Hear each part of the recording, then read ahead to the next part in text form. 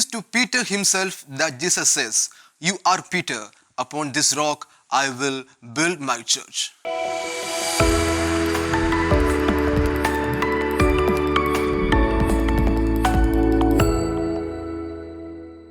Dear brothers and sisters, today the Holy Catholic Church celebrates the feast of the chair of Saint Peter. When Christ at a symbolic moment was establishing his great society, he chose for his cornerstone neither the brilliant Paul nor the mystic John, but a man with lots of weakness, a man who denied Christ 3 times. In the Gospel of St. John, chapter 1, verse 42, we read that when Jesus first saw Simon, he looked at him and said, "You are Simon, the son of John. You shall be called Cephas," which means Peter, rock.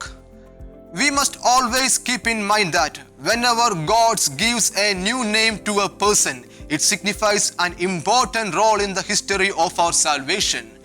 In the book of Genesis, God changed Abraham's name to Abraham, which means father of multitude. And in the book of Isaiah, chapter 51, verse 1, Abraham is called a rock. In the New Testament, Christ changes Simon's name to Peter and he designates Peter as the foundational stone of his church. In the Old Testaments, the temples were built upon grey stones. In the same way, Jesus builds his New Testament church upon the foundational rock of Peter. And Jesus gives the keys of the kingdom of heaven to Peter. If we are giving the key of our house to a person, it clearly shows that we are giving him complete authority over our house. In the same way, Jesus gives complete authority over the church to Peter. So when our Lord gives to Peter the keys of his kingdom, he gives him supreme authority over his church. That is the authority to teach, to judge, and to make laws.